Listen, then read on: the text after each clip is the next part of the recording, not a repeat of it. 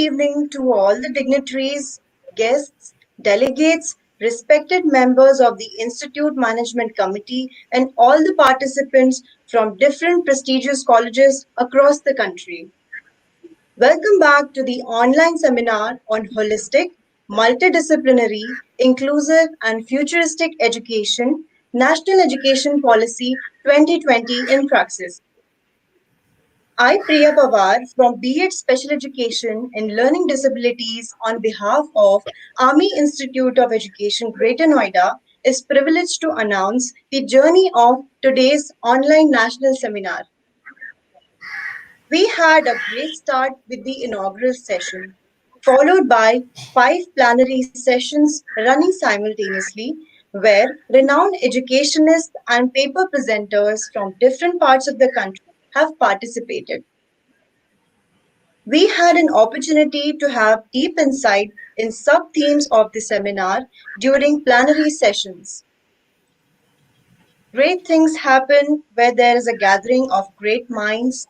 With this note, on the onset of valedictory session, I would like to invite Dr. Tanya Gupta Ma'am, Army Institute of Education, Greater Noida, to present a token of appreciation in the form of a virtual memento to Professor Dr. M.A. Sudhir Sir, UGC Emeritus Professor, Department of Education, Gandhigram University, Gandhigram, Tamil Nadu.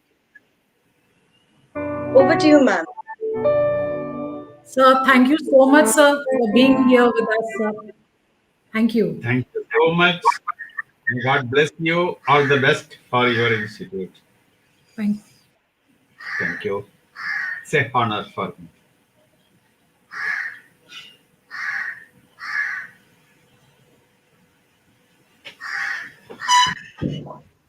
So, I hope I'm audible.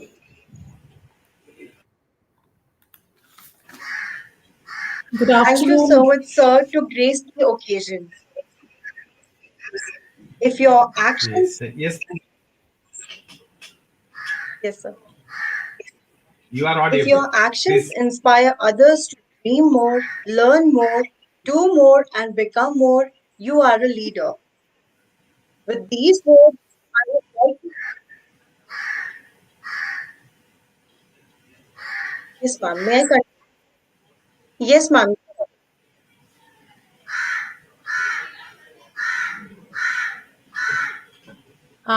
Priya, can I continue? Please. Okay. I think Priya, all right. Please. I think, sir, she's maybe lost little connection. Yeah. Okay, so good afternoon, everyone. Honorable Chief Guest of the valedictory session, Professor Dr. M.A. Sudhir, UGC Emeritus Professor, Department of Education, Gandhigram University, Gandhigram, Tamil Nadu.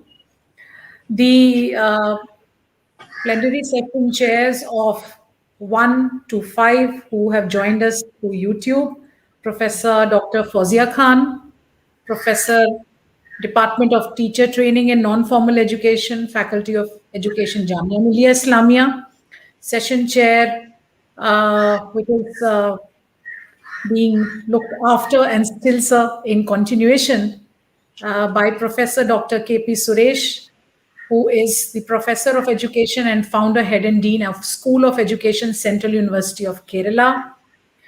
Plenary Session Chair 3, Professor Dr. Jaya Jays, School of Pedagogical Sciences, Mahatma Gandhi University, Kottayam, Kerala. Plenary Session 4 Chair, Professor Dr. Yashpal Singh, Department of B.Ed, M.Ed, Faculty of Education and Allied Sciences, MJP Rohilkhand University, Bareilly, Uttar Pradesh. And Plenary Session 5 Chair, Dr. Ruchi Dubey, Assistant Professor, Department of Education, University of Allahabad, Uttar Pradesh. Our Army Public School principals who have participated right from the inaugural and are continuing to be with us here along with their teachers for this valedictory session, the members of the press, faculty, research scholars, students of various college and universities across India who have registered and are and have made valuable paper presentations and given their reflections on the NEP 2020. On behalf of the management, staff, and students of the Army Institute of Education, it is my honor and privilege to welcome you all in the valedictory session of the online national seminar on the theme Holistic, Multidisciplinary, Inclusive, and Futuristic Education, NEP 2020 in Praxis, which is being organized by Army Institute of Education, Greater Noida.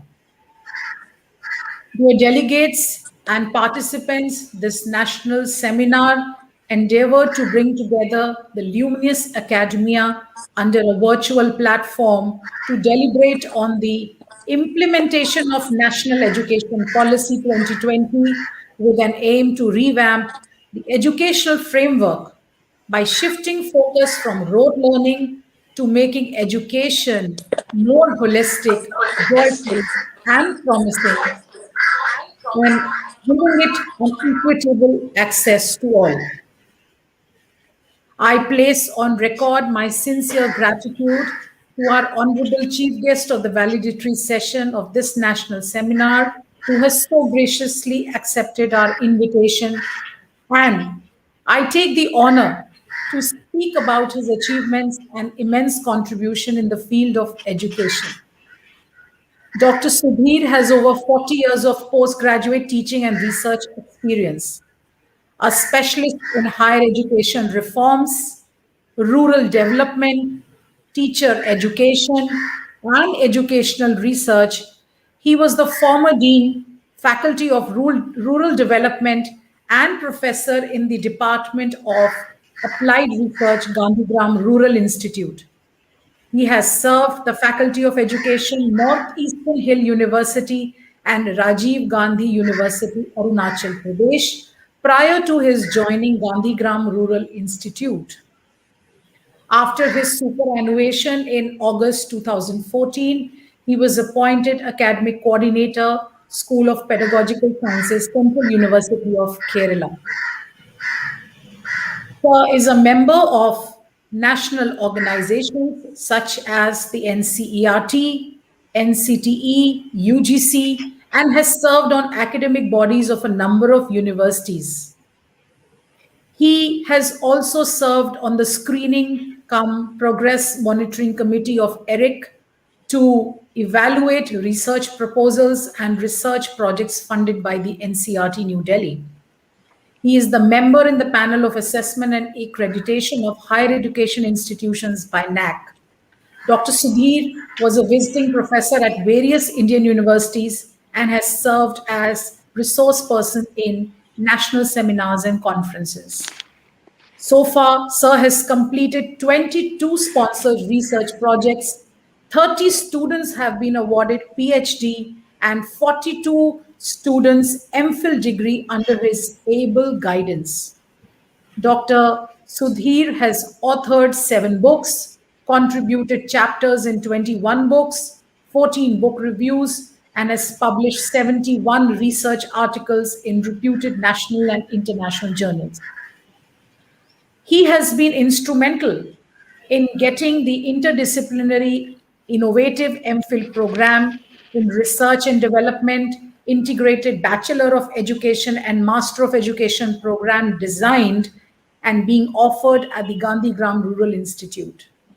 He visited Sri Lanka as an expert member to launch the teacher education program under SARC regulation of the Government of India and assisted in organizing in-service teacher training program sponsored by External Affairs Ministry and High Commission of India at Colombo and Kandy in Sri Lanka. Sir, we feel honored by your presence in the valedictory session, and let me once again welcome one and all to this national seminar. I truly look forward to be educated by the outcomes of the deliberation in this valedictory session of the seminar. Jai Hind. I am also, I would just like to take the opportunity. Dr. Fawzia Khan, ma'am, has also joined us. I welcome you, ma'am. Welcome for the Thank valedictory you. session. Yeah, and for the participants and the delegates, ma'am also needs no introduction, but as a courtesy, I would like to take the honor to introduce you to Professor Dr. Fawzia Khan, madam. She is the professor at the Department of Teacher Training and Non-Formal Education, IS, Faculty of Education, Jamia Millia Islamia, New Delhi, with over 19 years of teaching experience, with her teaching and research specialization in sociology of education, educational administration, ICT, minority and girls education, and diverse administrative experience in various capacities. MHRD and UGC research projects undertaken to her credit, besides supervision of 13 PhD level research completed, 6 in process, and 6 MPhil level projects, research projects being completed. Ma'am, we welcome you for this valedictory session. We are truly honored by your benign presence, and we will also look forward to hear your deliberations on the theme. Once again, a warm welcome to our guest, Dr. Fawzia Khan, and to our chief guest of the valedictory session, Professor Dr. M.A. Sudhir sir. Thank Over you. to you, Priya. Thank you so much, ma'am. Next, I would like to invite Dr. Sarita Sahai, ma'am, Assistant Professor, Army Institute of Education and Seminar Co-Convener, to present the report of online national seminar. Over to you, ma'am.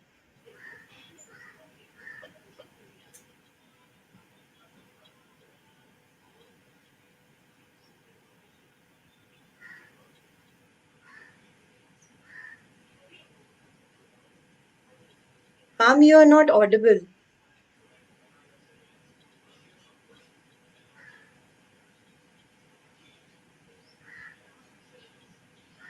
Okay. Yeah. Distinguished guest, management committee, paper presenter, participant, and student teacher, a heartfelt welcome to the valedictory session online national seminar, Holistic, Multidisciplinary, Inclusive, and Futuristic Education NEP 2020 in Praxis. It is heartening that the national educational policy hasn't raised the concern of bias. Every country reforms its educational system according to its national value and goals. The end goal is to make sure its youth is future ready. AI organizes an online national seminar on the theme of holistic, multidisciplinary, inclusive, and futuristic education NEP 2020. Major General, COS Delhi area and Chairman of AI welcomed and facilitated the Chief Guest Dr. Sakila T. Samsu, formerly OSD, New Education Policy, Department of Higher Education, MOE, Government of India. Dr. Sakila gave perspective and overview about forming of national education policy. NEP 2020 is a comprehensive effort. NEP 2020 is a learner-centric policy. Most importantly, it is not tried to segregate the subjects and hence it is only single-liner trajectory. Also, she also mentioned NEP 2020 emphasized on one single thread, that is early childhood care and education, thereafter on adult education, teacher education, children education, agricultural education, and school education. The policy empower all the students with the right kind of knowledge. Any policy is the response to the society across the globe. The knowledge economy is residing across disciplines, which requires holistic, multidisciplinary education. NEP 2020 should be a learner-centric policy and also recognize identity. Education should be a joyful learning. It should be a celebration. NEP 2020 tries to bring about the flexibility of learning, which provides better quality of education. The seminar commenced with the address of the keynote speaker, Professor K. Ramchandran, Dr. K. Ramchandran, Senior Advisor, Unit of International Cooperation, National Institute of Educational Planning and Administration, NIEPA, New Delhi. The objective of this policy is to create a future learner who can not only hit but find out what to hit. Means it is a diagnostic ability to solve complex problems, and ability to solve real life problems. To guiding principle recognizing, identifying, and fostering the unique capability of all the students to promote holistic development means respect individual differences in the classroom or in the school. Honorary student diversity respect the local context in curriculum and pedagogy. It will provide flexibility, the ability to choose their trajectory and program according to the talent and interest. Dr. Tanya Gupta, principal of AI, formally gave vote of thanks to all our esteemed guests, paper presenter, and delegates. It was followed by the 4-5 technical session. In the first technical session, a total of 30 papers were presented on the first theme, school education. 9 papers were presented and 4 papers on the sub-theme, higher education, was presented respectively. This session was chaired by Professor Dr. Fauzia Khan, Department of Teaching, Teacher Training and Non-Formal Education, Faculty of Education, Jamia Millia Islamia, New Delhi.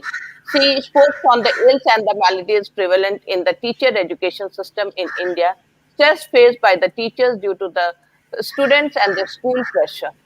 She also spoke on the importance of ICT. She expressed her concern on the salary structure of the teacher and emphasized that it must be uniform and benchmarked. She felt issues like stress faced by the teachers in the today's time, the disparity in the salary structure, inadequate facilities in research must be addressed to them. There need to be modification in the prevalent education system. She emphasized on student-centric learning to inspire critical thinking, a personal growth, a lifelong passion for learning. She professed that education must be such that it serves the social, cultural, economic needs of the society and the community. The following papers were presented on the two sub-themes, higher education and online digital education. Technical session 2. The second technical session was chaired by Professor K.P. Suresh, Professor of Dean Academy, Central University of Kerala, Kasaragod, Kerala. His main area of work includes distance education, elementary education, educational psychology, development of curriculum, represented Ministry of Human Resource Development, Government of India. He suggested that we should not overemphasize ICT and lose sight of the content in education, as content should always be our first priority and ICT must assist us than dictating us to achieve our goal. Total 12 papers were presented in the session. The sub-theme of this was the teacher education, governance and leadership, financing education. Technical session 3rd. This session is chaired by Professor Dr. Jaya Jay, School of Pedagogical Sciences, Mahatma Gandhi University, Kottayam, Kerala. Total 13 papers were presented in the session. The sub-theme was school education, academic research. Technical session 4th. This session is chaired by Professor Dr. Yashpal Singh, Department of B.Ed, M.Ed, ISC, Faculty of Education, Allied Science, MJP, Rohilkhand University, Bareilly, Uttar Pradesh. Total 13 papers were presented in this session. The sub-theme was the open and distance education, vocational education, lifelong education. And the 5th and the last technical session was chaired by Dr. Ruchi Dubey, Assistant Professor, Department of Education, University of Allahabad, Uttar Pradesh. Total 15 papers were presented in this session. The sub-theme was the inclusive education, pedagogy, assessment, regularity, and mechanism. So, Jai Hind, Jai Bharat. Thank you, everybody. Thank you, ma'am, for your wholesome report. Now, I would request Professor Dr. Fauzia Khan, ma'am, to share her insights on the theme National Education Policy 2020. Over to you, ma'am.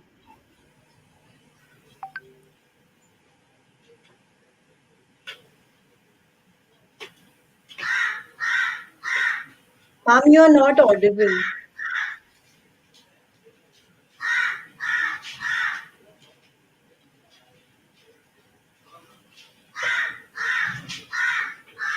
Hosea, you are audible. Yeah, You are yeah. audible. Uh, Audible. Good afternoon. Namaskar. Now I am audible. Am I audible now?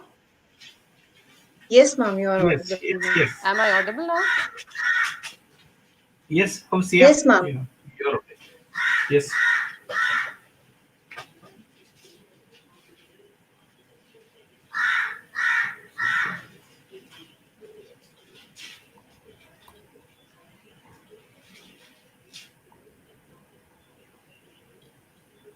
Ma'am, there seems to be some technical glitch at your end.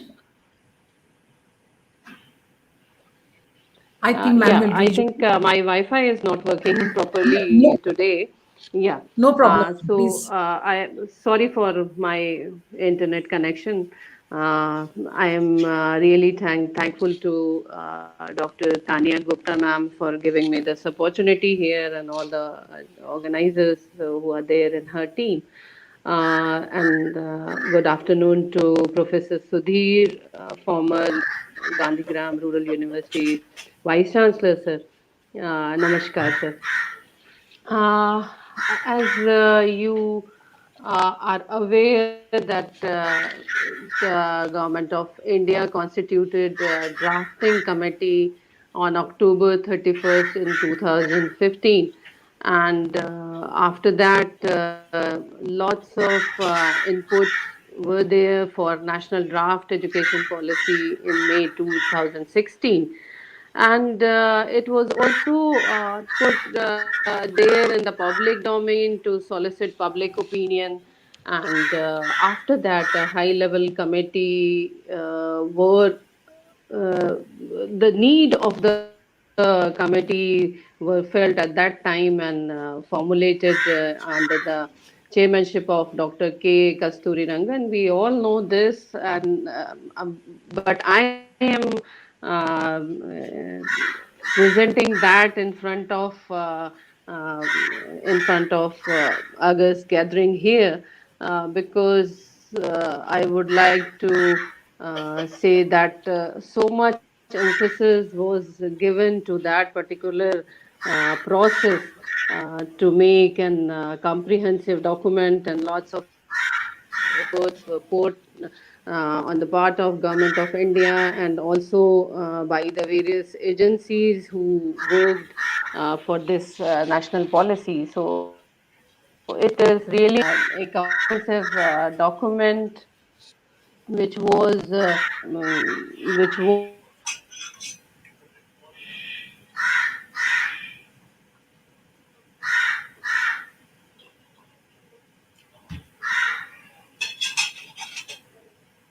Some problem, technical problem.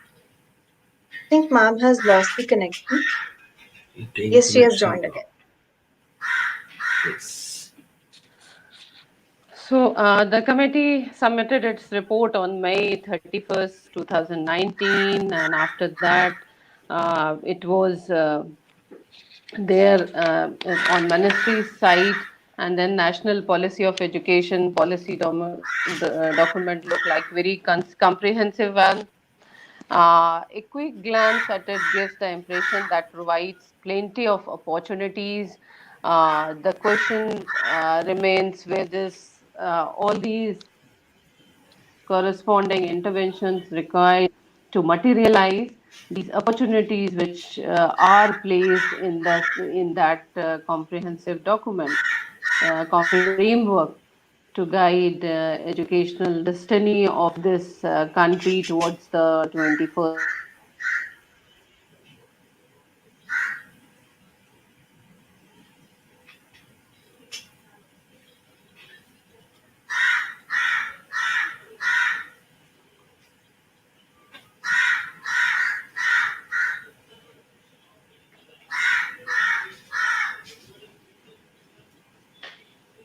So here I would like to highlight a few points which are really very, very important for the present system of education, like universalization of education.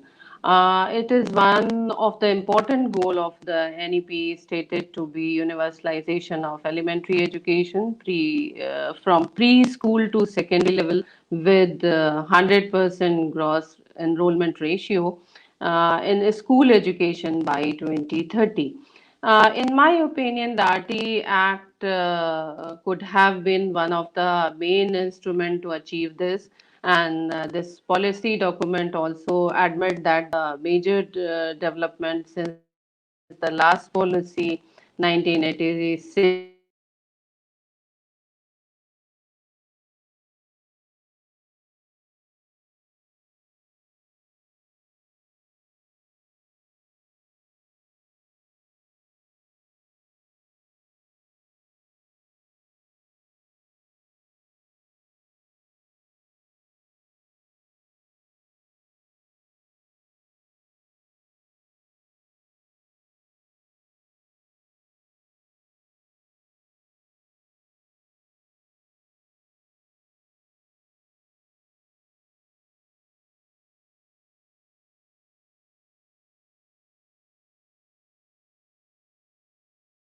really silent about the RT Act and cover the children up to age of 18, because in that it was given the age of 14 years.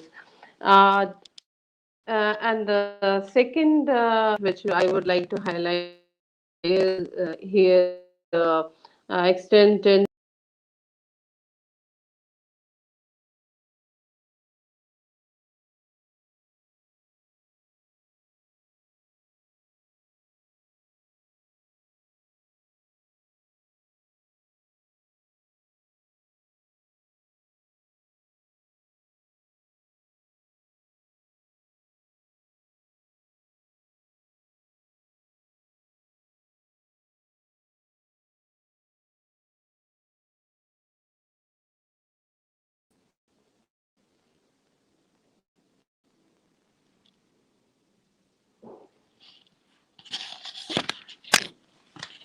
Hello, I think it's really a severe problem, but I will again continue my presentation. So, a structure which was there 10 plus 2 at the school level, but here on the basis of this policy, we are going to change it 5 plus 3 plus 3 plus 4, covering the age from 3 years to 18 years currently. So children in the age group of 3 to 6 are not covered in 10 plus 2 structure which was there, and then it was starting from the first class till 12th class. And in this structure which this policy proposed is 3 plus 5 plus 3 plus 3 plus 4. So here we need curricular structure, the necessary strategy to achieve this. And for that, I think all these bodies which are there, like CBN and CRT, is doing extra effort for planning this type of curriculum and also designing various other components which were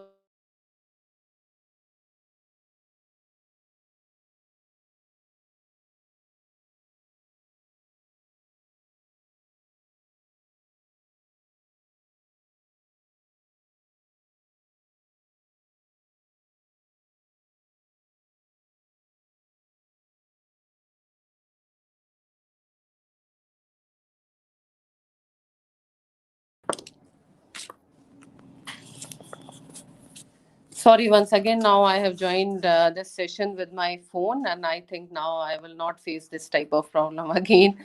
To continue here, the policy document envisages vocational education to start from the class 6 with the internship. It is envisaged that by 2025, at least 50% of the learner through the school and higher education system shall have exposure to vocational education.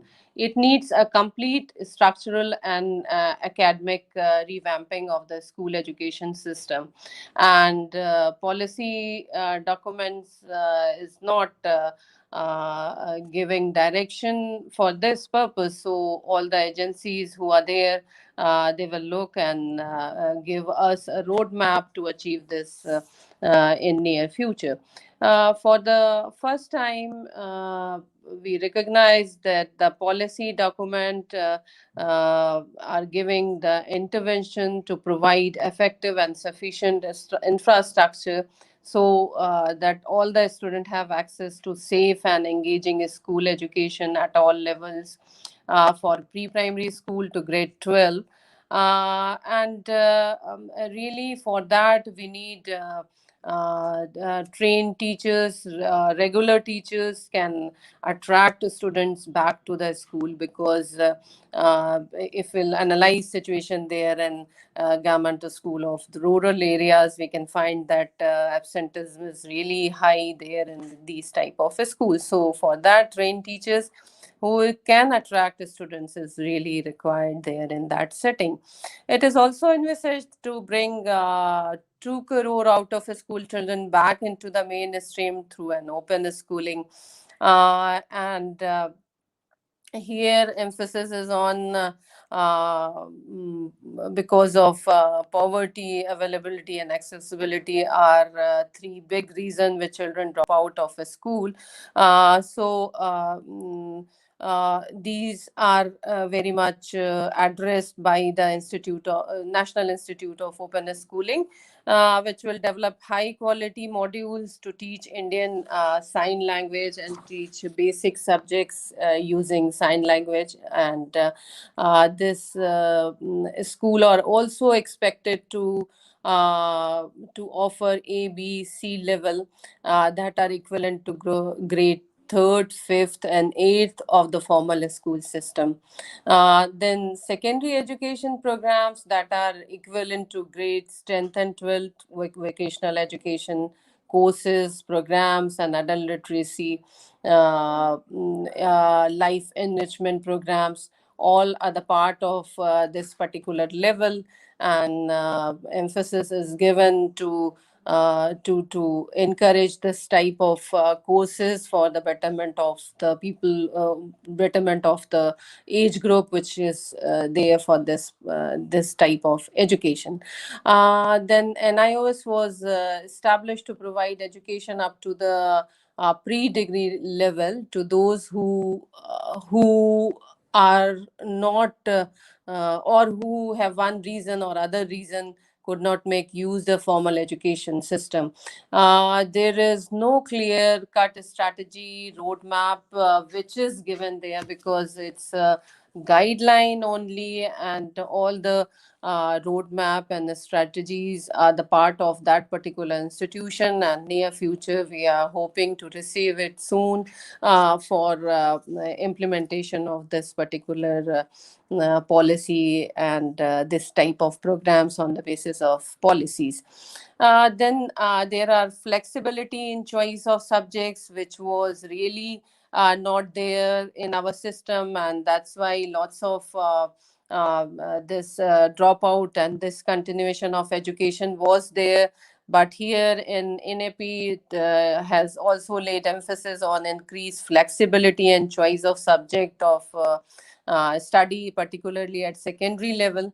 In my opinion, I think it's a really very encouraging step in education at secondary level, because so many students were there in the school system and with lot of fear and lot of this feeling that they are going to fail in future. So it will be removed by this type of procedure which is suggested by this particular policy. And this is really and very encouraging step, I can say here. And it is really student centric and value driven holistic education. which is written there in the policy, and through its implementation we can prove this there at this particular level. Then I will come to teacher education, because I am from the Teacher Education Institute, so I can cite what type of problems which we are facing here at present, and what type of input we required to improve the quality of the teacher education program, and various problems which we are facing at present.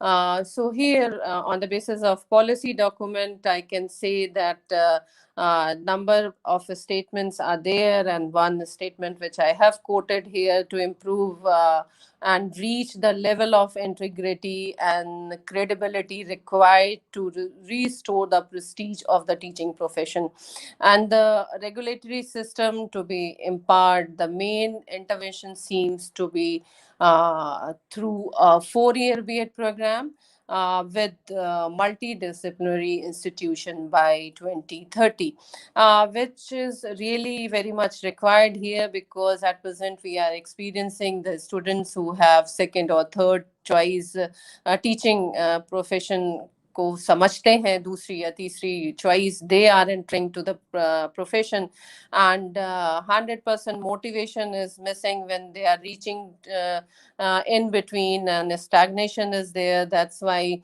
the quality of education is really missing in teacher training institute. So teacher training may not be able to wait, and needs immediate attention, which is really required here, and they cannot wait for the action plan. So some type of input is very urgently required here in different programs, because we need some type of input to improve teacher education, and to improve our courses, and attract really students of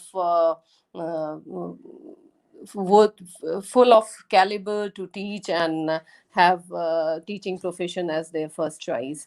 Now the open and distance learning ordeal, the NEP has underlying the significance of open and distance learning by starting that all type of institution could offer ODL program, provided they are specifically accredited to do so. The intent seems to be it will help to realize the goal of 50% gross enrollment ratio.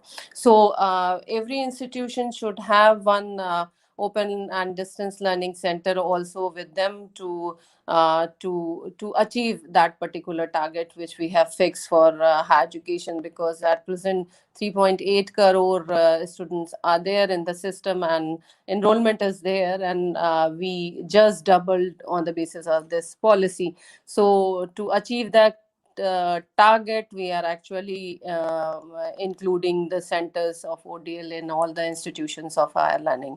So it's really biggest challenge to address this issue. But if we'll get all the guidelines and funds for this particular purpose, so this target can be achieved within a stipulated time, I can say here. Then equitable and inclusive education. That equitable and inclusive education, learning for all, it is really the greatest tool for achieving social justice and equality. Inclusive and equitable education, while indeed an essential goal for its own right, it is also critical to achieve inclusive and equitable society in which every citizen has opportunity to dream, to thrive, and contribute to the nation. The intention seems really notable, but when we'll see all the whole content of this policy, it is fully translated into, or if we'll see how we are going to achieve target related to this particular statement, we are seeing that we are experiencing that particularly Muslim minority, that is the main group of negligence there. So in the various researches, which is very much showing the result that education and research, which I have quoted here, study of NEPA, New Delhi, researcher Manju Narula categorically concluded that in spite of being the largest minority, they are lagging behind the education and comparison with other religious minorities. So this type of situation is there, but policy documents not mention about the specific procedure for these groups to include in education. Maybe in program of action, we'll see something related to these groups there. And now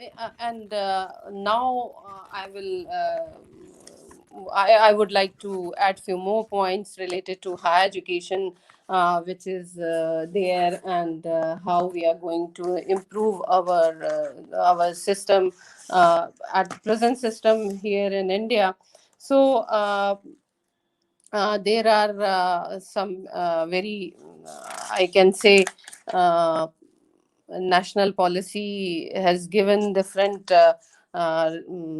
suggestion to improve the higher education system, in which we are seeing that it suggested that multidisciplinary institution should be there to impart education at this level. So when we are analyzing situation, we are multidisciplinary institution, and most of the universities had different department of studies, and from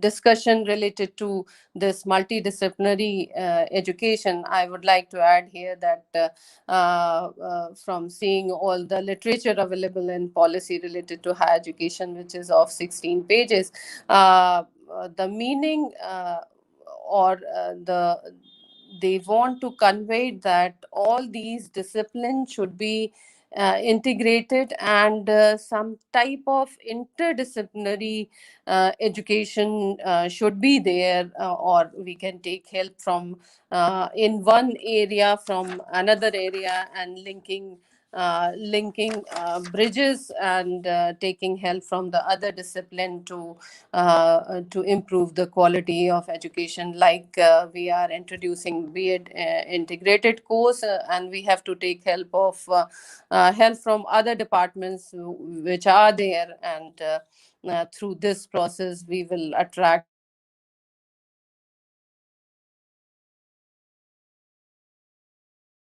then we have to also work for in the direction of establishing regulatory bodies, like this policy has suggested four bodies for higher education.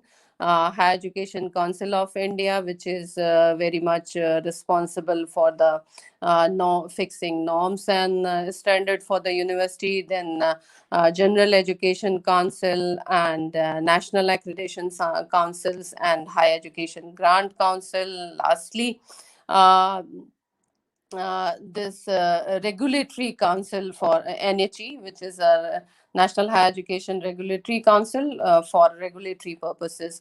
So all these bodies are required to look after the norms, procedures, and licensing for higher education, and then regulating and assessing their work for quality education at the higher education level.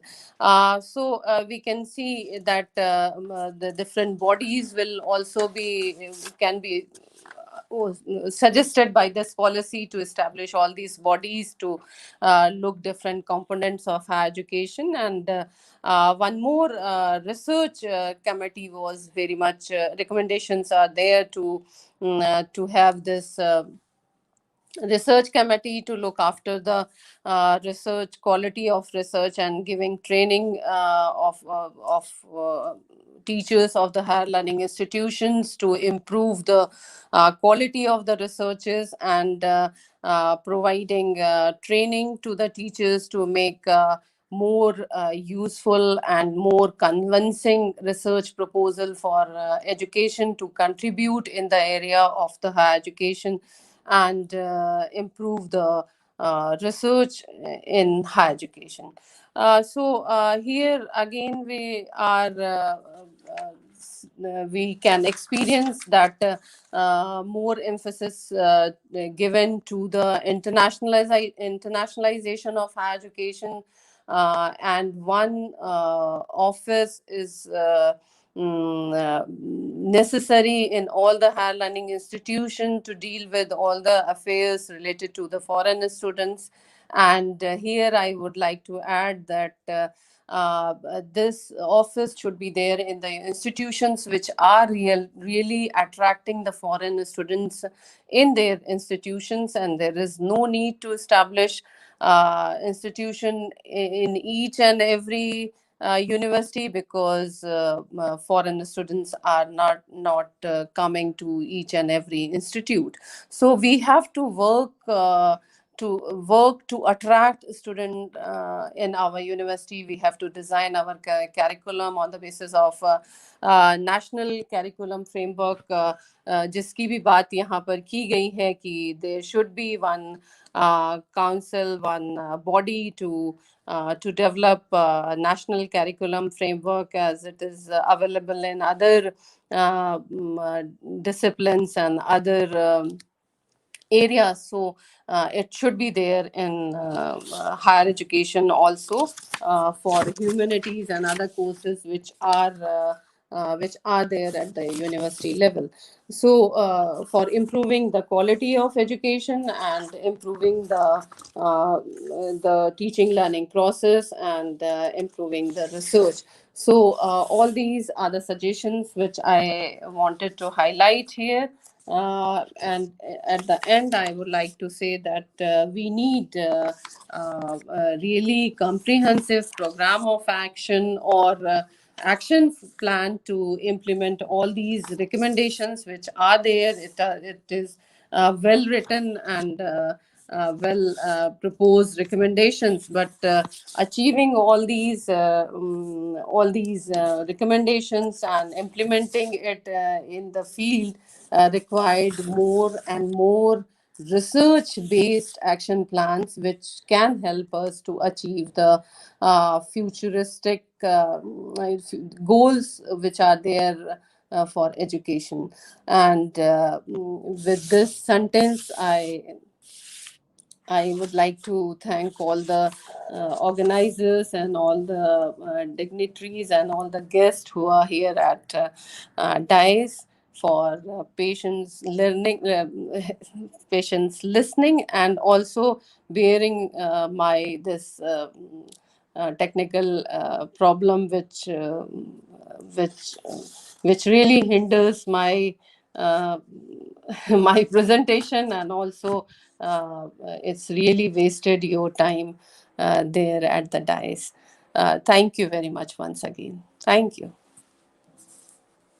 Thank you so much, ma'am. It is actually our pleasure to have you on board to explain the National Education Policy 2020. Ma'am, you have put forth the journey of education policy from a realistic perspective, and you have also highlighted the transition which took place over the years. Thank you. Ma'am has also told us about the limitations of the policy and what can be done to eliminate those.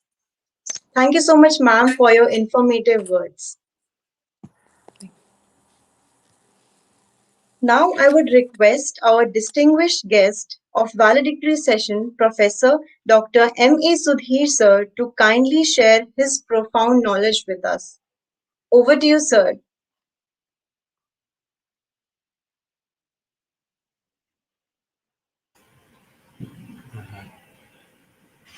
Good afternoon. Greetings from Gandhigram. Am I audible? Can you hear me? Yes, sir. Yes, sir. Yes, sir. Uh, extremely happy to join the valedictory session of the national seminar. It was on praxis of NEP 2020. Respected Principal Dr. Thania Gupta, the chairperson and members of the management board of Army Institute of Education, the distinguished Professor Fauzia Khan of Jamia Millia, convener of the seminar Srimati Kavita Kiran, co-convener Dr. Sarita Sai, and the coordinator of this section, the valedictory session, Dr. Babita Bharadwaj, esteemed faculty members, a number of them were there, and the participant, teachers, teacher educators, scholars, and students from the B.Ed program and all. It is a honor for me to associate with the Army Institute of Education, and it is a multifaceted teacher training institution offering a number of courses. Of course, with the special education program, they are one of the best institution, I will say, for offering teacher education in India. But first of all, let me appreciate and congratulate the institute for organizing in this online seminar. Especially it has covered almost all aspects, and they have rightly put it on NEP 2020 in praxis. We are concerned now with the successful implementation of the national policy on education. No doubt about it. And the policy, as you know, is a landmark in the history of Indian education. It is a mission to make India's education world-class by 2040. No doubt, the policy is holistic, comprehensive, flexible, futuristic, inclusive, and even I will say learner-centric. I will join with all of you. And it is tailored to the needs of a robust education system in the 21st century knowledge society. No doubt about it. And according to the chairman, Dr. Kasturirangan of the NEP 2020 policy, according to him, the policy gives a roadmap and action plan to revamp the entire system of education in India.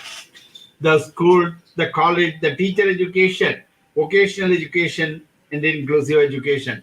And during this 5 plenary session, parallel plenary sessions, I think the seminar has covered all these areas very well. And Dr. Sarita has highlighted all the salient outcomes of the seminar through her presentation. I appreciate all the papers in dealing with the various aspects very critically and examining the reforms of the policy for the transformation of the system of education in India in the coming days. And now I will, my address will be mostly on the role of the teachers and how we can empower the teachers for the proper implementation of this policy, National Education Policy 2020. If I understand correctly, the policy states that the teachers are the key for the successful implementation of the policy, and policy places teachers at the center of the fundamental reforms. That's very, very important. The crucial and the center for all the fundamental reforms in education. They say that the teachers have a crucial role. Now, of course, as I mentioned, we are mostly concerned with the implementation of the policy, and when we think in terms of the implementation, we have to think about how far we can achieve and what's the role and functions of the teachers and how we empower the teachers to take this policy forward. And teachers, as I quote from the NEP document, teachers must be well trained, well motivated, empowered, and engaged in their profession. This is what they have mentioned about the role of the teachers. And teaching profession must be revived, reformed, and restored to attract the brightest and the talented in India. So the policy aims to house the teacher education programs in the outstanding multidisciplinary institution. Holistic and multidisciplinary institutions, they wanted to bring out this teacher education program in also such an institution. Also, teachers need to be empowered with content knowledge, techno-pedagogy integration, and outstanding quality research practices in education. This is very much important. Even the other day also, in many of the webinars, they were highlighting the role of research practices needed for reform education at all levels, including the school education and teacher education. Dear friends, focus on quality research in education is very fundamental for any reforms. There is no doubt about it. Not only for reforms, it is a must for bringing up innovations to our system. And even I will say that a lot of research is needed at this program of action level. Even Professor Fauziya was mentioning so many constraints. So this has to be looked and it has to be investigated further so that the implementation of this policy will become successful. And currently, there is a positive, we have to admit that there is a paucity of research and extension services in the colleges of education or even in the teacher education institution. This may be due to lack of direction. We are more concerned with the training and all. So the teacher education institution, they may lack direction, planning, and even conducting of conducting or carrying out the research. Directions and planning and this, these are not being propagated from the university and other institutional levels. So there is lack of guidelines for the teacher education to take up outstanding research. Of course, individual academic research efforts are there. There is no doubt about it. Our teacher educators and even many of the teachers in the schools are all very good researchers. But coming for propagating that research or research culture, very much we have to go forward a lot. And even I will say the teachers need to be empowered to undertake classroom research. This is very much needed. And sponsored research projects, even not only at the teacher training institution, but at the school levels also. Or, we are ignoring and we are giving importance for research only in the university departments and all. Even in the colleges, teacher education institutions, and schools, there is a paucity of research. This has to be seriously looked into. For this, there is a need to enhance. If I say that research has to be propagated or research has to be brought out in all planes, so we have to say that there is a need to enhance the research competency and through the capacity building. This is very much needed. We cannot say that teachers to take over or take up the research overnight. We have to have a strategy. This is needed when we implement the NEP 2020. We have to look into how to develop the research competency and through which the capacity building for undertaking research can happen all over India. Then also we have to look into the research resources and the research culture. What are the, we know we cannot undertake research in a vacuum. We need, if you say the institutions need have to conduct research, then we need resources. That institutions may require resources, the infrastructure, the library, the research labs, data collection tools, even softwares for analysis. Even the trained personnel should be there to assist the researchers in the in this institution. So I will say research building up of the research resources is a must at various levels. Let's start from the school education, teacher education, university department, and even higher education institution. This has to be seriously looked into. Otherwise, the system will remain the same, whatever you add here and there. But the research component can enhance the standard and excellence in our institutions. And for this, we may require, and research need the funding also, especially the project and sponsored research. We need a lot of funding, and for developing the infrastructure and all, we need funding. So this funding, that research funding, as we emphasize that NEP also has, stated it rightly. That is, the government can, increase the GDP into 6%. If they can increase the GDP into 6%, which is very, very, low now. If we can increase it to 6% for education, of course, there can be enough funding for undertaking research in the colleges of education, universities, departments, and even at the school level. And also there is a need for research culture.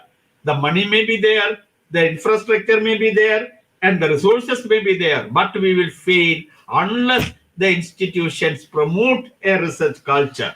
This is also needed. So for a research culture, we have to, critically examine our problems and issues.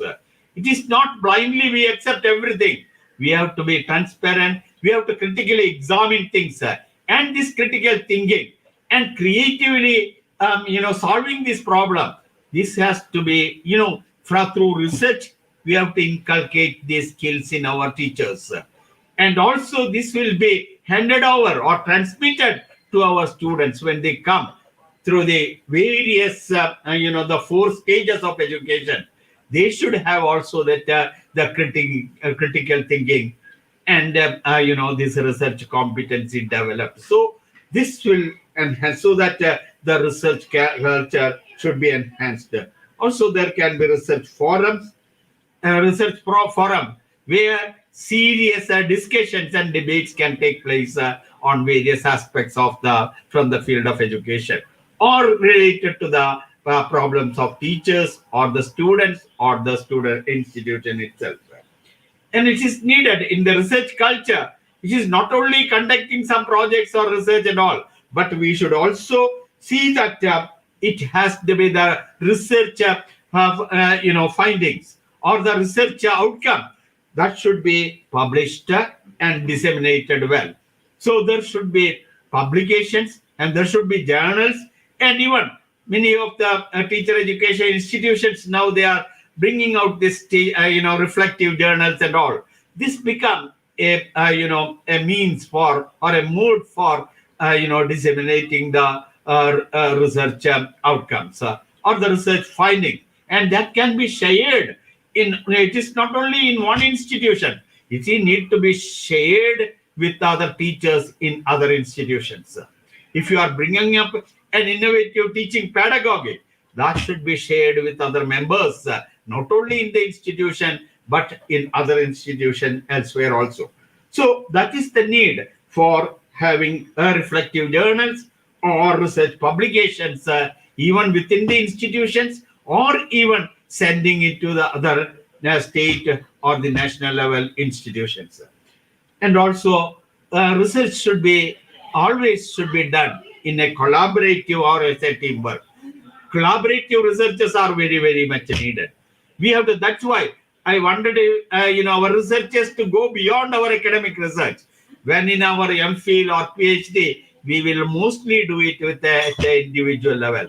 But that has to be. We have to go ahead, far ahead, which is an institutional level for the sake of of the students and other teachers. We are doing it, so it will be at a collective level. That is a team level. We have to undertake the research. This is very much needed. So that type of a culture should be promoted in the in various institutions.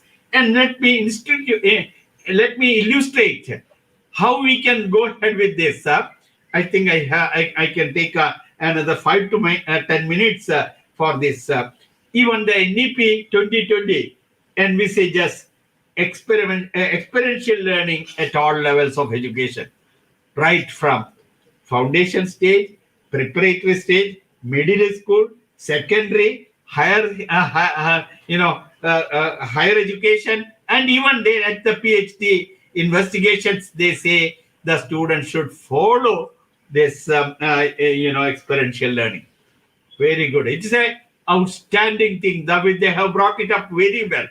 Now, that is the acquiring knowledge through transformation of experience, or that investigatory type of knowledge we acquire, so that that knowledge will be very concretized with the students or with the teachers.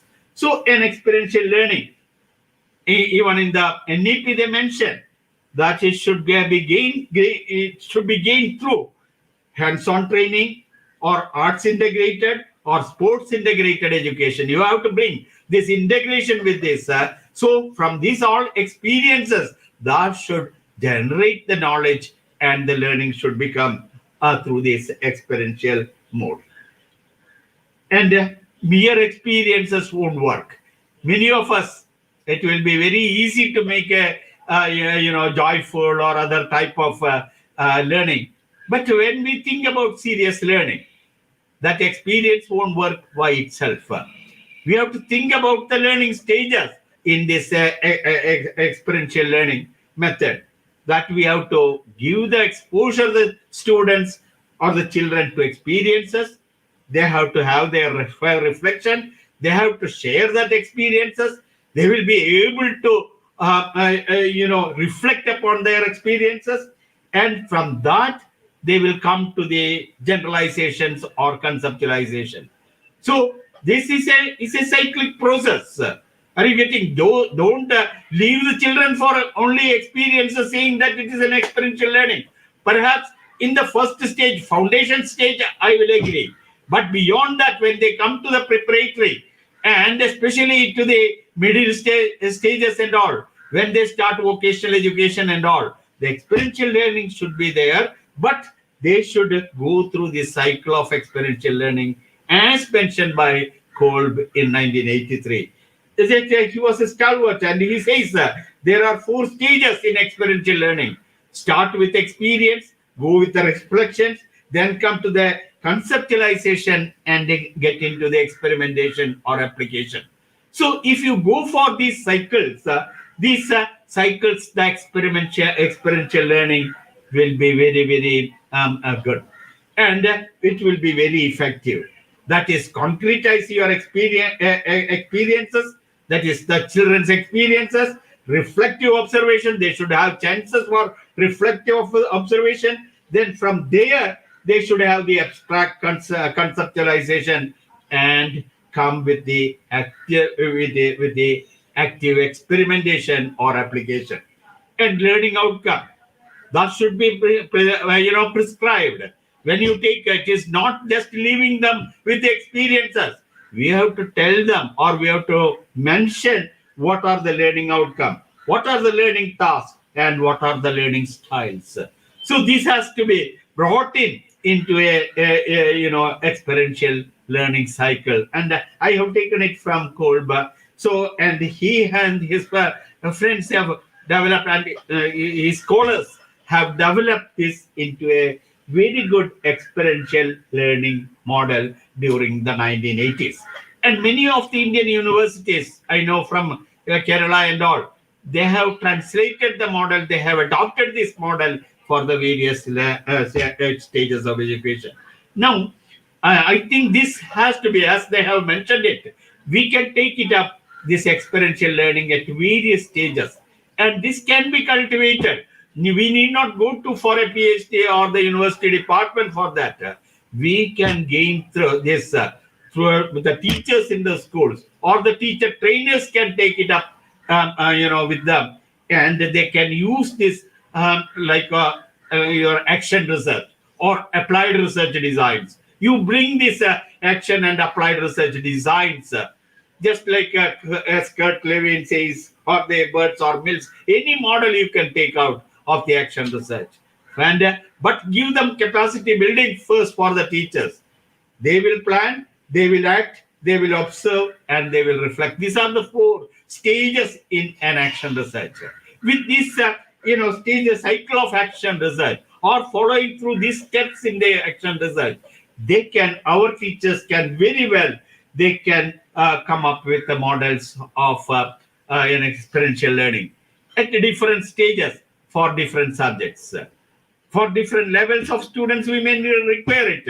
And for different like languages, social sciences, mathematics, and other subjects, even vocational education and all, we can bring skill development, skill achievement, skill enrichment and all. We can bring this action develop model. So that what I wanted to say is we have to take integrate that research into developing this various model for teaching also.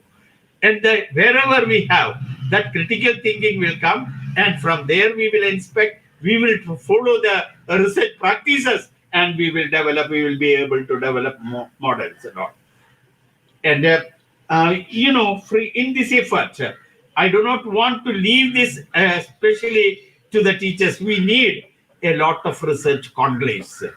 If you can bring up the research conclaves, and many of them, even I can may mention many of the staff members from this Army Teacher Institute.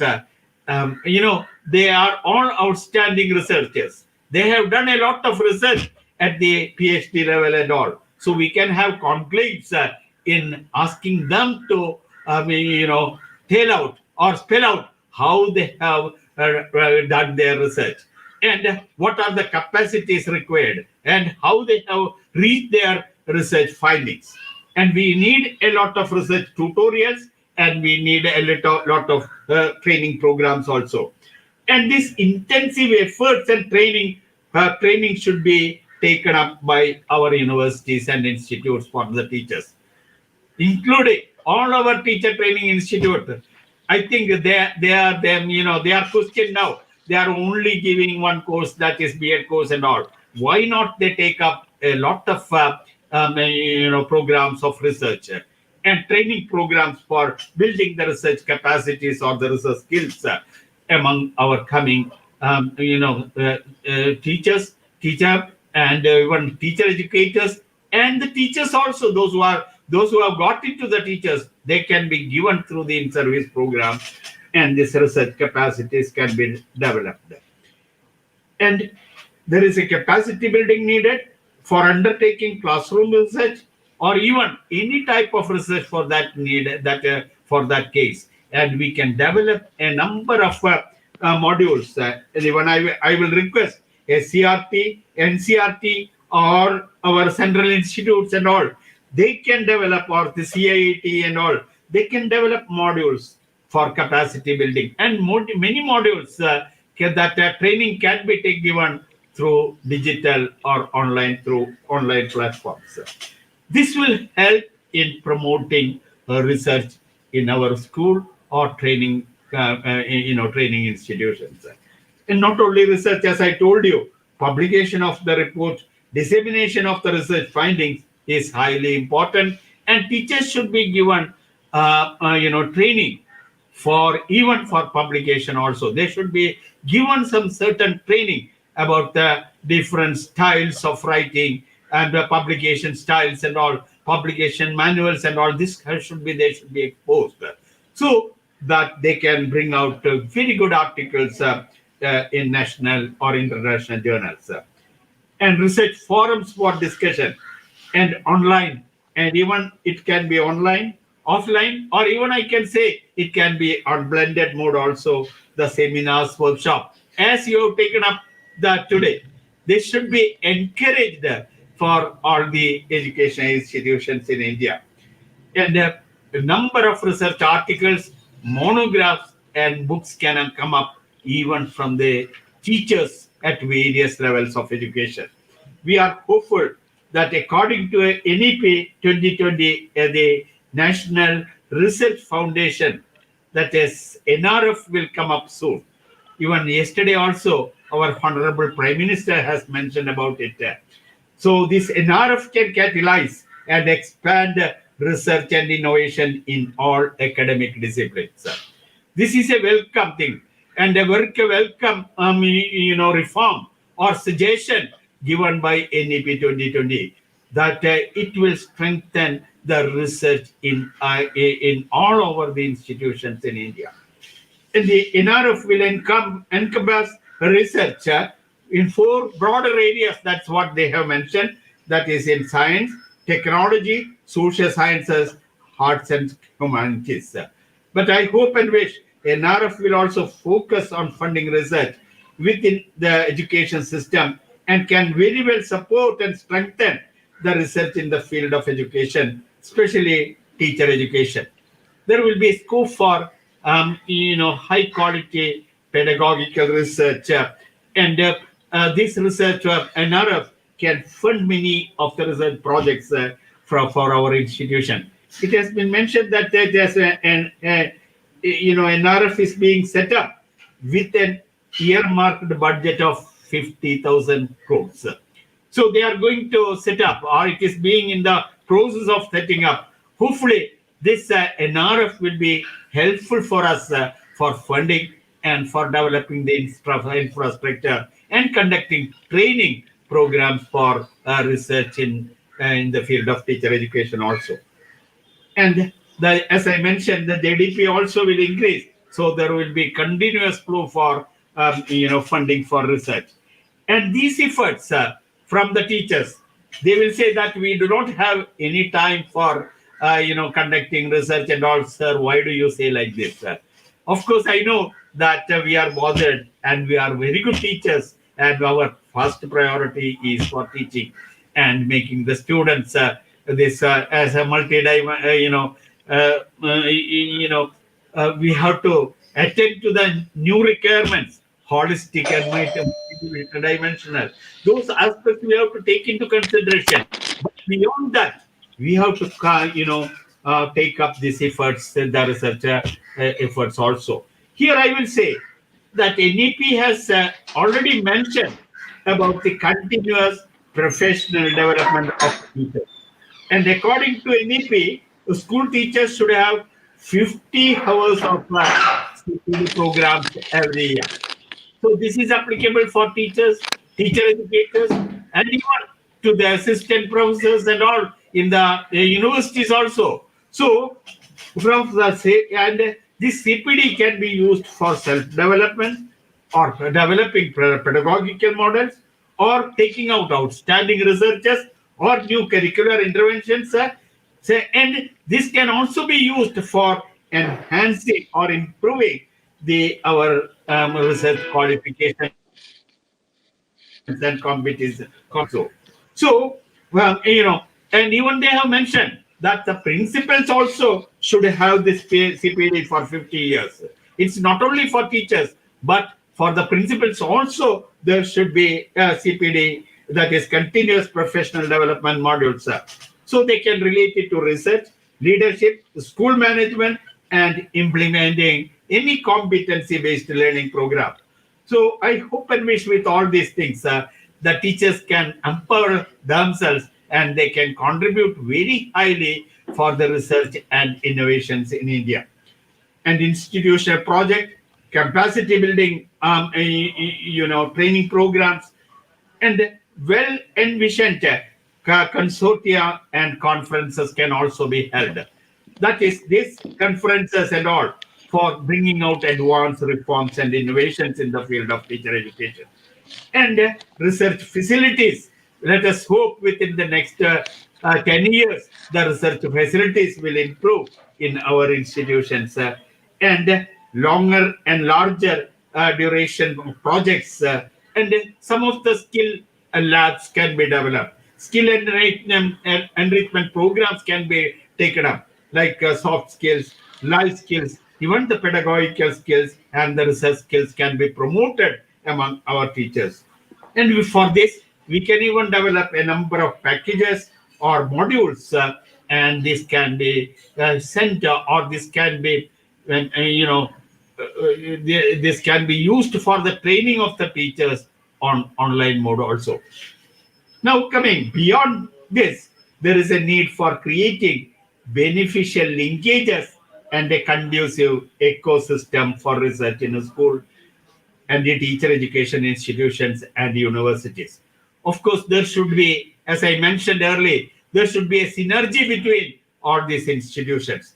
And also there should be a ecosystem that should, that should be ready for, or that should be permissive for research in this institution. Further, it has to be ensured that teachers are provided highest quality training in research besides curriculum, content, pedagogy, and practice. This I have already mentioned.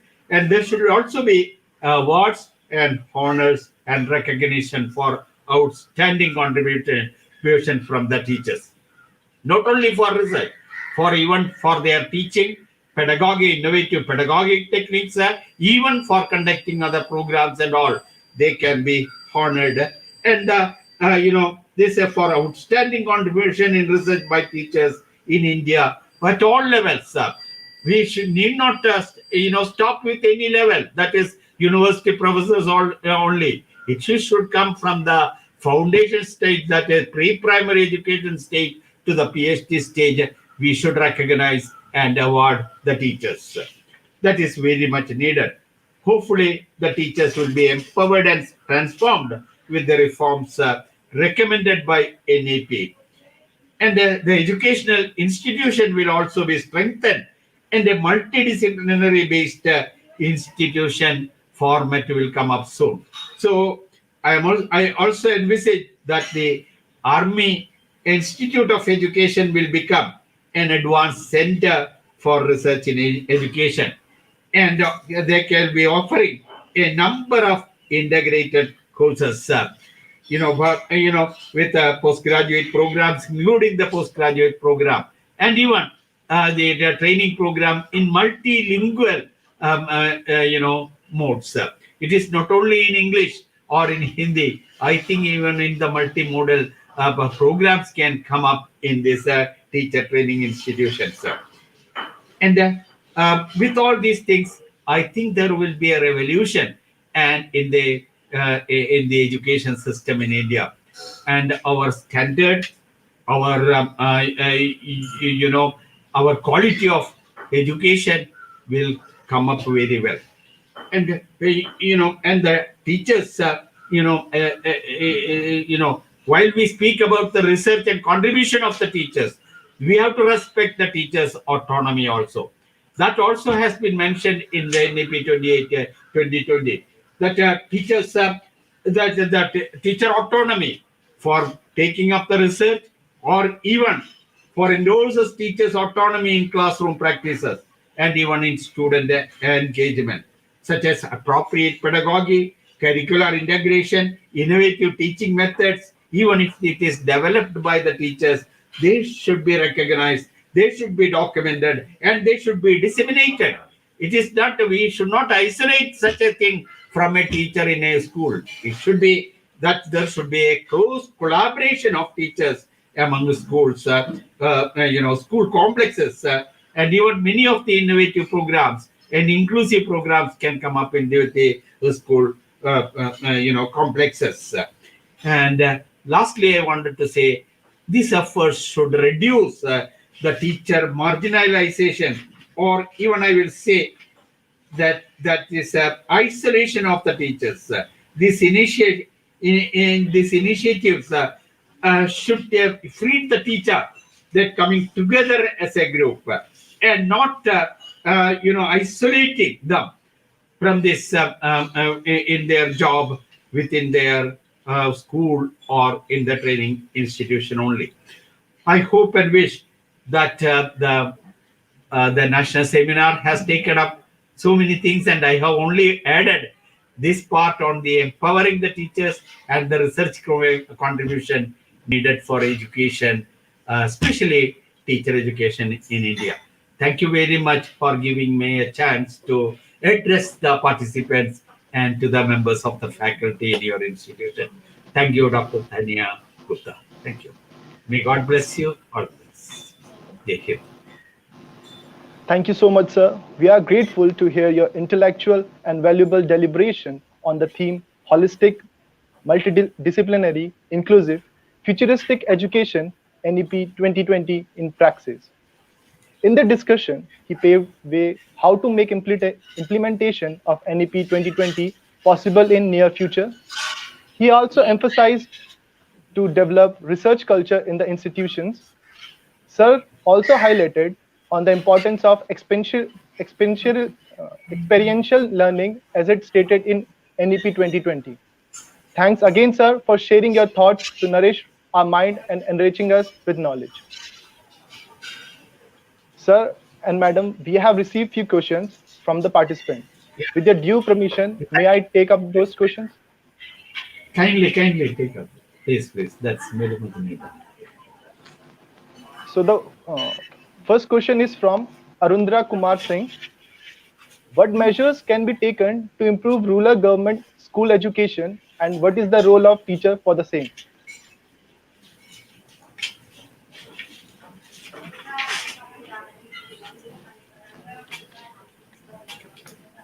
Abhay, please repeat that question. What is the crux of the question? Teacher ruler. What measures can be taken to improve rural government school education, and what is the role of teacher for the same?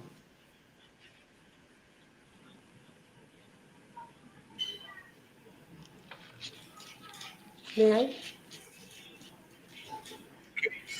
I?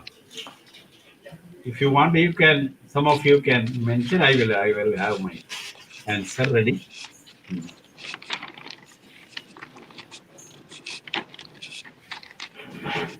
See, a teacher's role is very prominent in these cases. That is when you can't. Anybody wants to ask any more questions or any one on this? So we have more questions. So, Abhi, read the next question also. So there's one more question. What measures can be taken to promote youth to take teaching as a career? Okay. For the first question, I will answer first. See, many times when we bring initiatives, that it will be based upon the grassroots initiative and teacher initiatives. And there can be constraints from the, from the management or from the, even I have seen it. I will give you an example from my own experiences in Gandhigram Rural Institute. I was in Northeastern Hill University, as you mentioned in my profile. But when I joined in 2001, we started a four-year integrated teacher training program. We started the Department of Education. I was in the applied research, but we started we launched the education program, and we started a four-year integrated program at that point of time. And everybody was against that starting up that innovative program.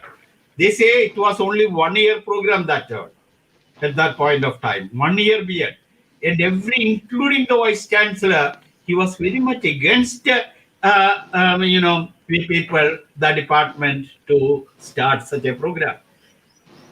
But what happened was, we made it as a program integrated with our own students in our university.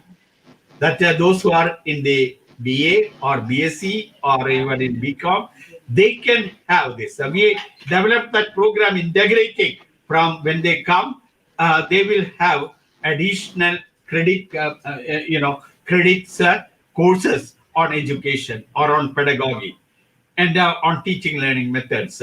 So we started that program, and also we will give them aptitude tests and all, so that those who are good in for if these credit programs, and those who are having aptitude, they will automatically get into their B.Ed program at the fourth year. Are you getting? So it was a 4-year integrated program, and I had to go all the way to NCTA as an innovative program to get the recognition that time to Delhi. But finally they agreed. We launched that program, and it became a very, very good program in the university. It should bring up the discipline, and we should bring out the teacher. We could mold the career of the teachers from +2 onwards. And we used to get a very high number of applications, even 2,000, 3,000 applications. Now also it is continuing.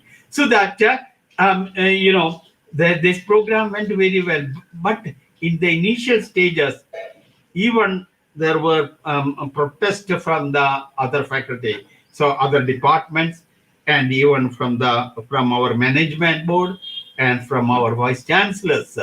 But some of it was a centenary year of our, silver jubilee year of the university. And when we sent this to NCTA, they told, of course, we will look into it as an innovative.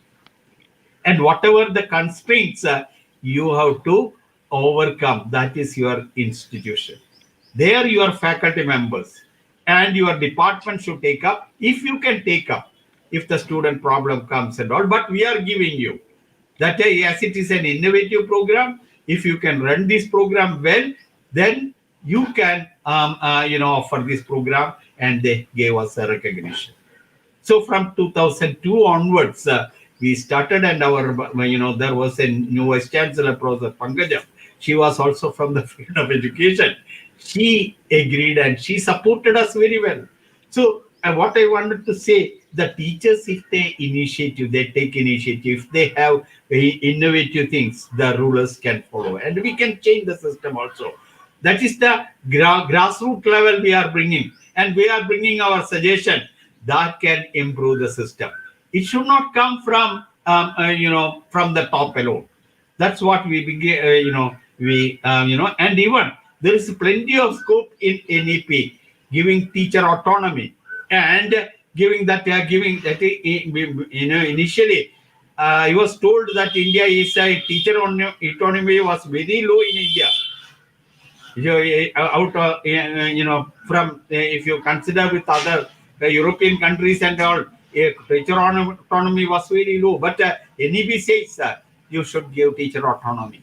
So the teacher autonomy and teacher empowerment is very much needed, and we have to bring it into models, and that model should be recognized, and it should be formalized, and it should be practiced in the education institution.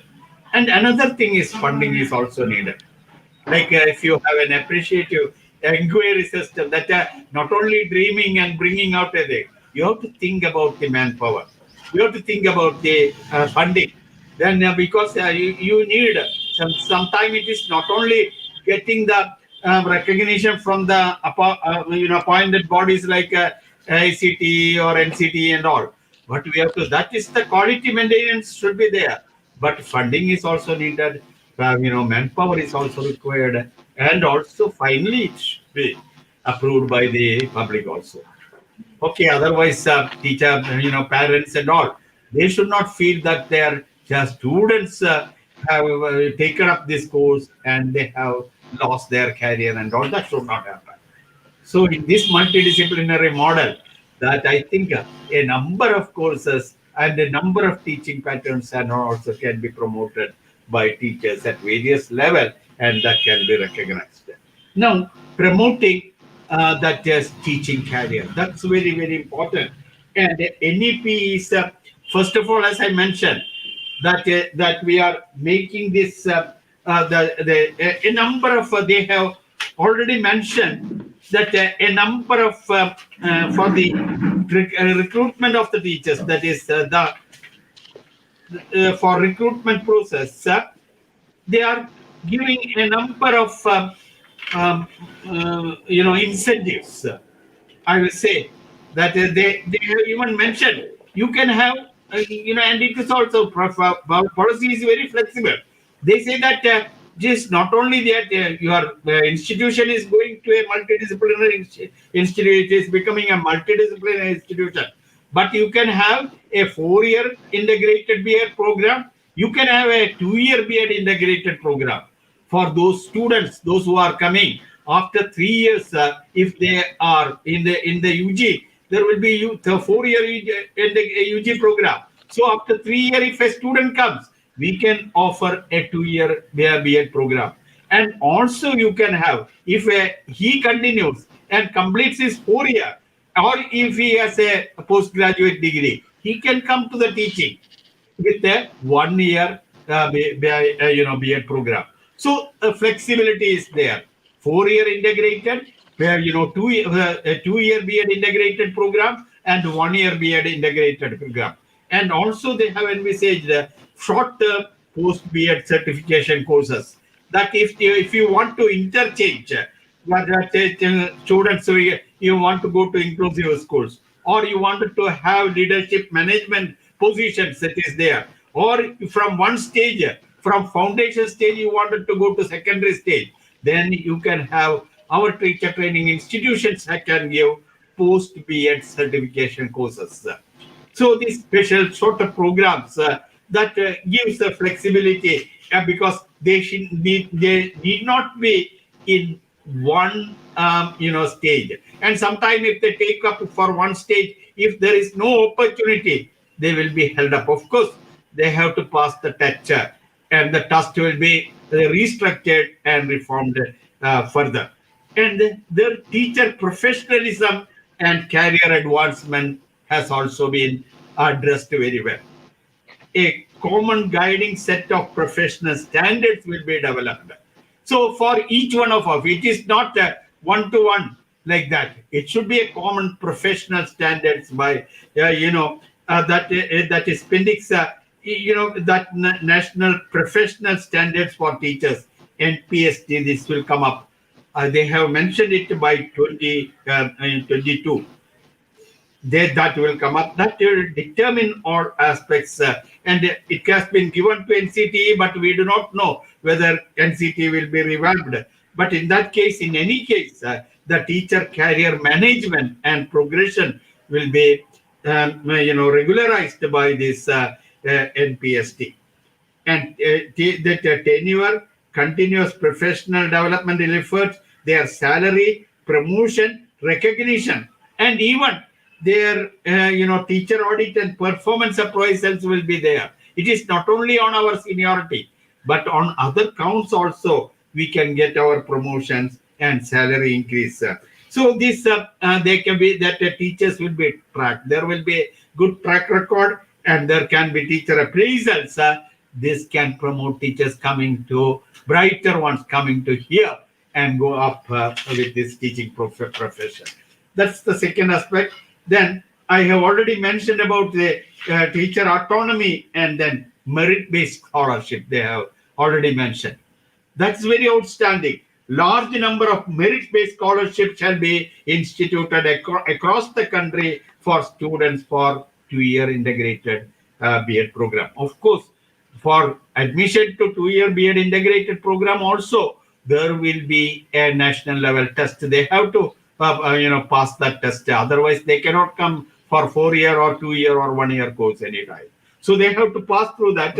But that the students who pass and come up, this is to they will be given fabulous merit-based scholarship, and this will attract and ensure the outstanding and bright students entering the teaching profession. And even if you promote that research, then it will become a welcome feature.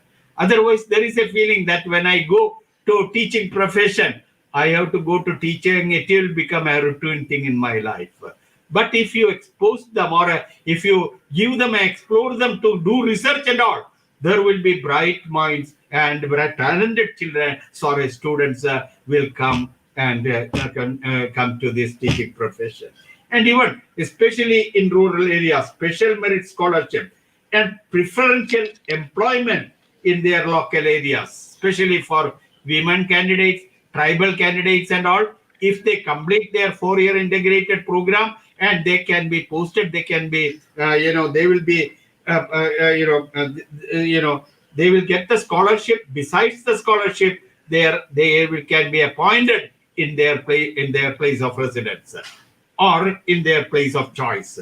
And this will promote highly qualified teachers with a local language proficiency in the neighborhood schools, and also enhances opportunities for local students to continue their education. They can continue their education. They can come to the teaching, teacher education courses, complete the courses, get job, and serve as a local area professional, and also as a role model. So instead of bringing up from elsewhere, we can have this manpower there itself. That is the merit-based scholarship, and there should be a mentoring and incentives also. That mentoring, that teachers can be, that there will be, a national mission for mentoring will be constituted as per this NEP. So that mentoring, if you are in trouble or in our students are in trouble, that we can, that mentoring sessions can be there. Counseling sessions assisted by, experts in the field of, education. They will be there. So as they will become as mentoring for the teacher educators, for the teachers in the schools, as well as for the principals also. If they want to send their recommendation to NCT and all, there can be mentors that they can advise them. Even for the students also, this mentoring system will be there. Those with the ability to transact with the teachers in local languages will be preferred. That also will be there. Okay, this mentoring is not only taking a person from elsewhere, but locally available experts will be there, and they will be. And even there's a very outstanding senior and retired faculty can also be endorsed with these mentoring sessions, so that a teacher trainee will be confident, teacher educator will be confident, and if any problem is cropping up, we can counsel them, mentor them, and make it in the right way. So this can empower our students and all. And also they have mentioned about the service conditions, incentives, increased housing loans, or they can be, if you are appointed in a very remote, like I know, my first appointment was in, Mizoram, in the Northeastern Hill University, how I struggled. So they say that either in the institutional complexes, so schools, colleges and all, there will be residences, or that residences will be available, and an increased housing allowances also will be paid to the teachers. And lastly, I will say the teacher transfers.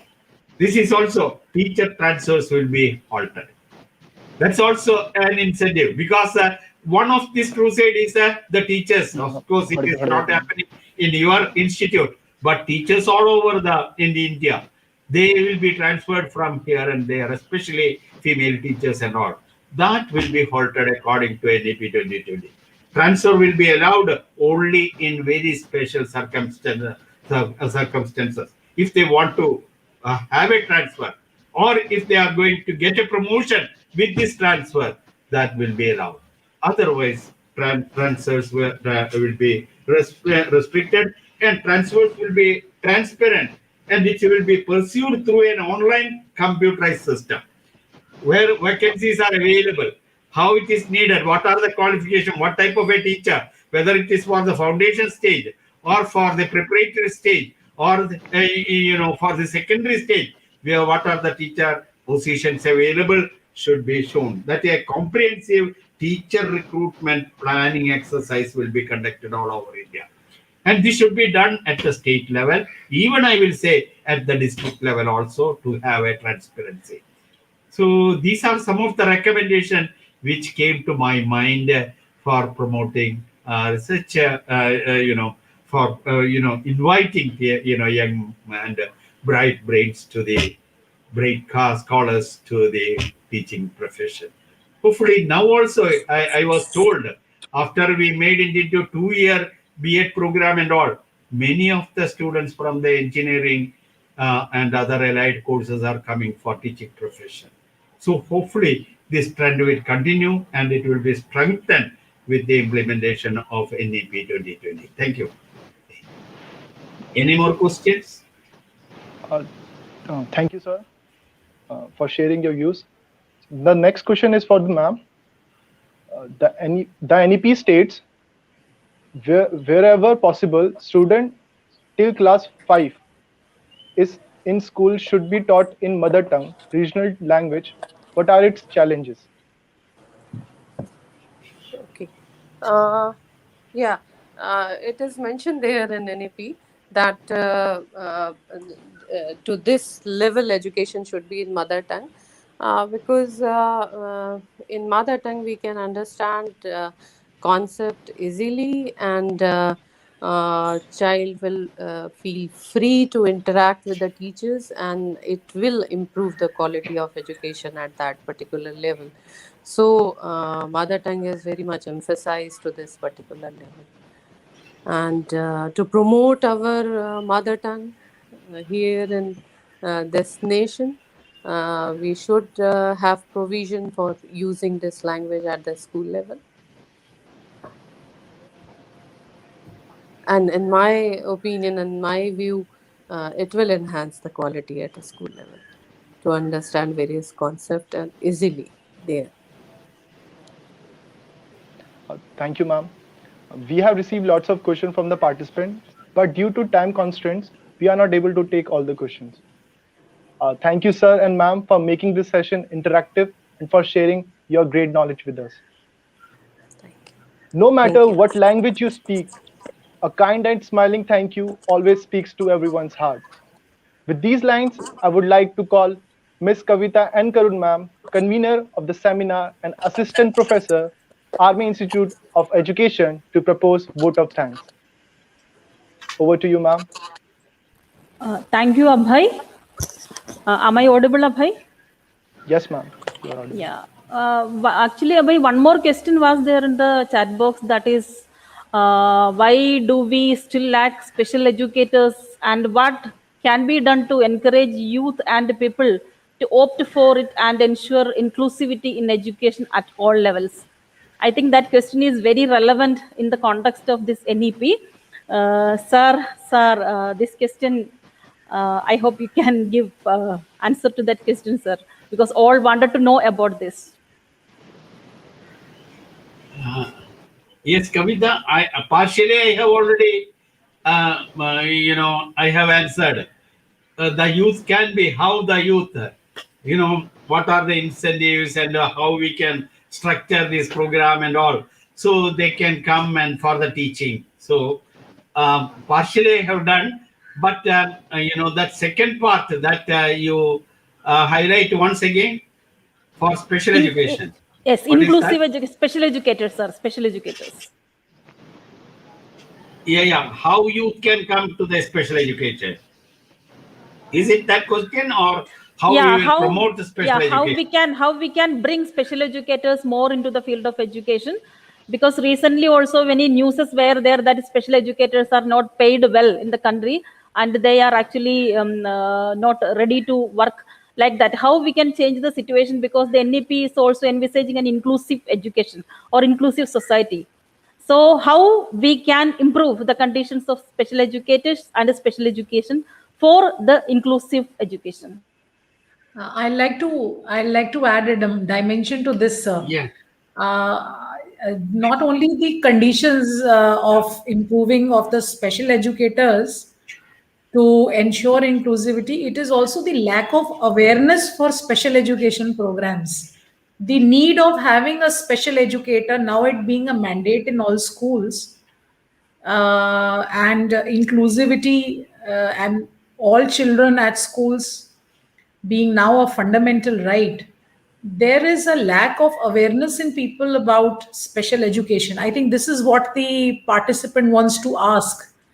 And then those who are into special education, the kind of conditions, I think what the participant is wanting to ask, how do you encourage youth to get into special education and opt it as a career, so that you have more special educators to ensure inclusivity at schools? I think that's the question. Yeah. See, if we see this problem, of course it's a challenging question, but it needs our concern at this point of time. We should not neglect that special education at any moment. And now the problem is, many of them, as they are mentioning, when they come to special education field, they are not getting the appointments properly, or even they are neglected, and they are not placed on par with the normal teachers in the schools and all. This situation should go. First of all, after any it is mentioned there also, there should not be any teachers like para teachers and all, or teachers going here and there, but they should be regularized. That is first thing.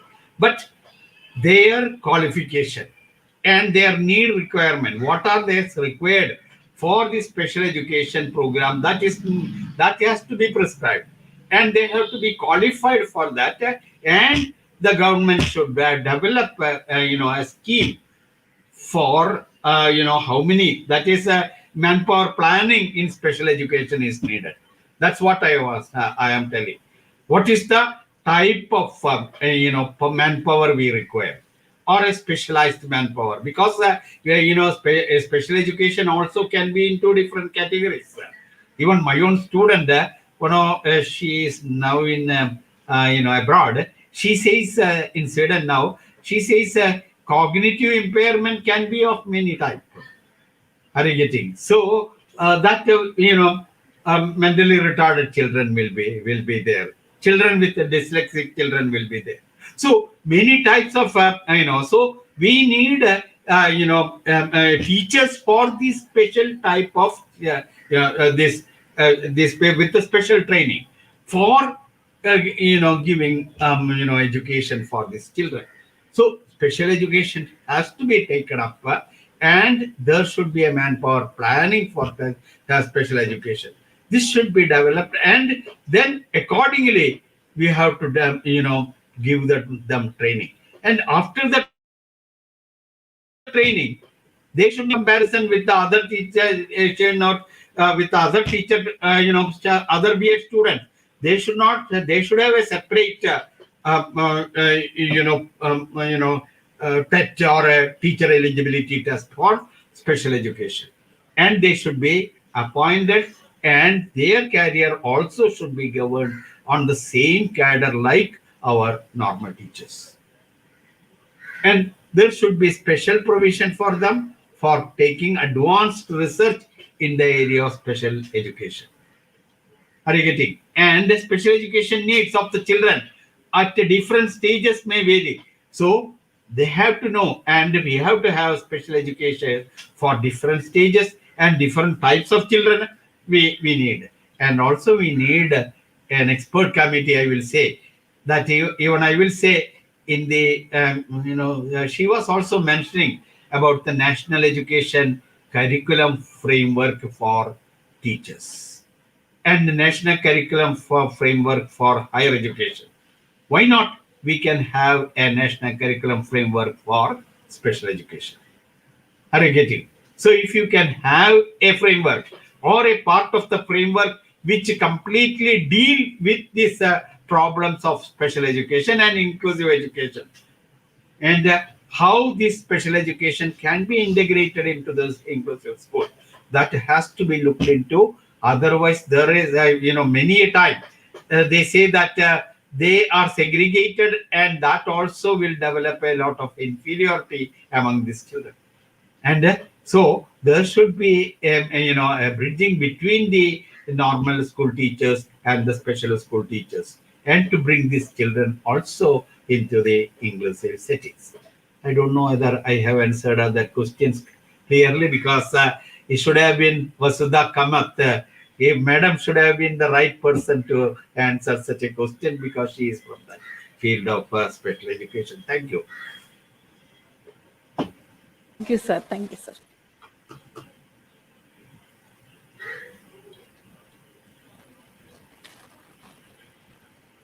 Eminent educationists, dignitaries, paper presenters, participants, and dear students, good evening to all. It is an honor and a privilege to extend a vote of thanks on this occasion. I, Kavita N. Karun, on behalf of Management and Seminar Organizing Committee of Army Institute of Education, extend a hearty vote of thanks to all the dignitaries, delegates, and invited guests for gracing this momentous occasion. We are fortunate enough to have the galaxies of Acharyas for our seminar, like Dr. Shakilati Shamsu and Dr. Professor K. Ramachandran, Senior Advisor Unit of International Cooperation, National Institute of Education Planning and Administration, Professor Dr. M.A. Sudhir, sir, as the speaker for the valedictory section, sir has deliberated upon the need for the research to improve the quality of education, need for inculcating a research culture, importance of experiential learning and action researchers, role of the National Research Fund in enhancing the research. Of course, sir, all these deliberations will work as an input for implementing the national education policy. Thank you, sir, for accepting our invite and giving that your resources and visions on this occasion. And we have many other professors like Professor Dr. Fauzia Khan, Department of Teacher Training and Non-Formal Education, Faculty of Education, Jamia Millia Islamia University. Ma'am, you were there in the plenary session and you are here in this valedictory session also. You have deliberated on you have touched all the aspects of national education policy in your speech. Thank you, ma'am, for accepting our invite and being here in 2 sessions. And we had Professor Dr. K.P. Suresh, Professor and Dean Academic, Professor Dr. Jaya Jais, Professor School of Pedagogical Sciences, and Professor Yashpal Singh, Faculty of Education in MJP Rohilkhand University, and Dr. Ruchi Dubey from Allahabad University as the chair for plenary session. And I extend my heartfelt gratitude to all these eminent dignitaries for being here for this national seminar. And management support is instrumental in success of the event. I take this opportunity to convey my deep regards to Patron AIE, MD Avis, and Chairman AIE, and all other officials for giving this opportunity to conduct and organize such events. A seminar becomes successful only if participants participate. They are the lifeblood of a seminar. Your presentations and active participation made it a greater success than envisaged. I register my profound thanks to our principal, Dr. Tanya Gupta, for the opportunity she has given to me to spearhead this seminar. I am grateful for Mom for trusting me for conducting this seminar. My sincere gratitude to the convener of the event, Dr. Sarida Sahai, for the support and effort for the seminar. Teamwork. Teamwork divides the task and multiplies the success. My heartfelt gratitude to the team members, Ms. Pratibha Garg for managing the inaugural session, Ms. Kriti Guleria for managing plenary session 1, Dr. Jyoti Tiwari for plenary session 2, Dr. Saloni Goyal for plenary session 3, Dr. Pooja Gupta and Mr. Obaid Anwar for plenary session 4, Dr. Syed Alvi for plenary session 5, and Dr. Babida Bharadwaj for coordinating the valedictory session. And all the team members, dear team members, your incessant effort made this event materialized and successful. I would like to thank our non-teaching staff, especially Mr. Manoj Kumar, for his endless effort to keep this technical support for the seminar. Thank you, Manoj sir, under the guidance of our Registrar Colonel Hidarsh Live. And I extend our sincere gratitude to all the non-teaching staff for their endless support for this seminar. Finally, I thank all the young and energetic student teachers who were part of this seminar and contributed on stage and off stage. This event was not possible without your invaluable cooperation. You worked day and night for making this event a success. I thank you from my bottom of my heart. I can now look at back on a highly informative and inspiring summit, and I hope the deliberations that we were hard on this seminar that will come out as an output, and it will add to the body of knowledge of the implementation of National Education Policy 2020. And at the end, but not the least, I bow my head to the God Almighty for helping and blessing, showering blessing to conduct this seminar without any problems. And I thank all the members who are part of this seminar for cooperating for the successful conduction of the seminar. And the feedback link is posted in your email. Please fill the feedback link, and it is very mandatory to get the certificate. And I thank once again all of you for this participation of this seminar. Thank you once again. Thank you ma'am for your kind words. राष्ट्रगान हमारे देश की सभ्यता और संस्कृति की व्याख्या करता है, अतः हम सभी में देश प्रेम की भावना को अभिव्यक्त करता है। With this feeling, I humbly request everyone to rise for the national anthem.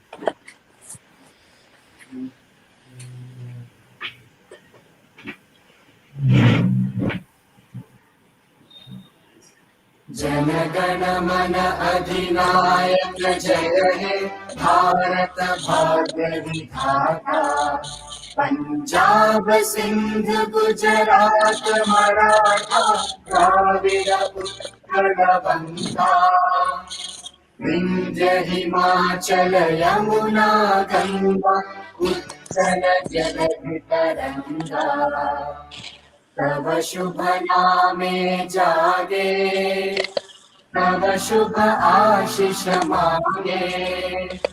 गाहे तव जय गाथा, जन गण मंगलदायक जय हे भारत भाग्य विधाता। जय हे जय हे जय हे जय जय जय जय हे।